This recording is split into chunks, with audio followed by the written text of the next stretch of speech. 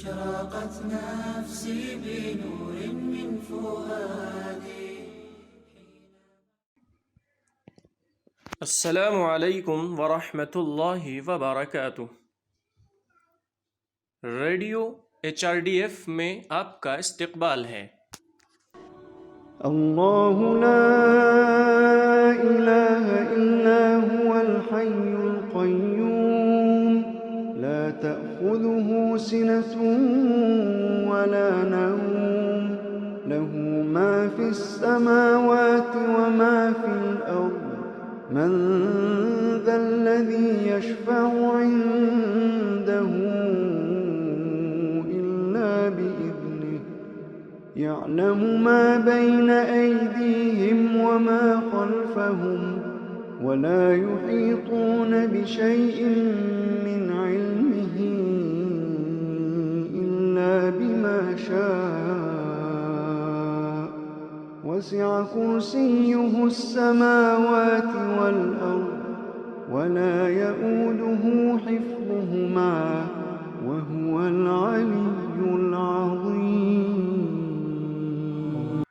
اللہ تعالی ہی معبود برحق ہے، جس کے سوا کوئی معبود نہیں، جو زندہ اور سب کو تھامنے والا ہے، جسے نہ اونگ آتی ہے نہ نیند. اس کی ملکیت میں زمین اور آسمانوں کی تمام چیزیں ہیں. کون ہے جو اس کی اجازت کے بغیر اس کے سامنے شفاعت کر سکے؟ وہ جانتا ہے جو اس کے سامنے ہے اور جو ان کے پیچھے ہے، اور وہ اس کے علم میں سے کسی چیز کا احاطہ نہیں کر سکتے مگر جتنا وہ چاہے. اس کی کرسی کی وسعت نے زمین اور آسمان کو گھیر رکھا ہے، اور اللہ تعالی ان کی حفاظت سے نہ تھکتا ہے اور نہ اکتاتا ہے. وہ تو بہت بلند اور بہت بڑا ہے. البقرہ. اس کا نام آیت الکرسی ہے. اس میں اللہ تعالی کا مختصر الفاظ میں تعارف ہے، اسی لیے اسے حدیث میں قرآن پاک کی سب سے عظمت والی آیت قرار دیا گیا ہے. اللہ آسمانوں اور زمین اور جو کچھ ان میں ہے سب کا رب ہے. اس کی ملکیت یا کنٹرول میں کسی اور کا کوئی حصہ نہیں ہے.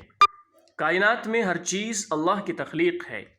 کچھ مخلوقات ہیں جنہیں ملائکہ، انسان یا جنات کہتے ہیں. عرب مشرک کہتے تھے کہ ان کا اللہ پر بہت اثر ہے. وہ جو کچھ بھی اللہ سے مانگتے ہیں حاصل کرتے ہیں. تو اس آیت میں اس گمان کی اصلاح کی گئی ہے. کوئی اثر و رسوخ تو دور کی بات، یہ آیت اس کو واضح کرتی ہے کہ نہ کوئی عظیم فرشتہ اور نہ ہی نبی آسمان اور زمین کے بادشاہ اللہ کی اجازت کے بغیر اپنا منہ کھولنے کی جرأت نہیں کر سکتے. اللہ کی حکومت میں کوئی شریک نہیں، کوئی سفارشی نہیں، کسی کو یہ اختیار نہیں کہ اللہ کے فیصلے کو بدل سکے. اس عالمگیر نظام کے رازوں کو سمجھنے کا علم اللہ کے سوا کوئی نہیں رکھتا.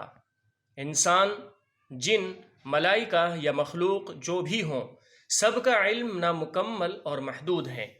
ان کے لیے کیا بہتر ہے، اس کو سمجھنے کا واحد راستہ ہے کہ وہ اللہ رب العالمین پر بھروسہ کریں. قرآن مسلمانوں کو بنی اسرائیل کی کمزوریوں کو بتانے کے بعد اپنی جان و مال سے اللہ کے راستے میں جد و جہد کرنے کی ہدایت دیتا ہے. زندگی میں کامیابی کے لیے بہت سارے لوگوں اور ہتھیاروں کی ضرورت نہیں ہے. اس کے بجائے وفاداری، صبر اور ثابت قدمی کا یہ پیغام دیتا ہے.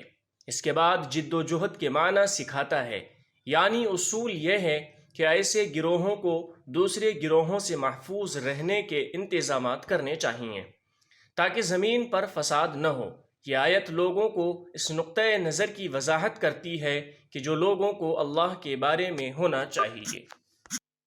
أشرقت نفسي بنور من فؤادي.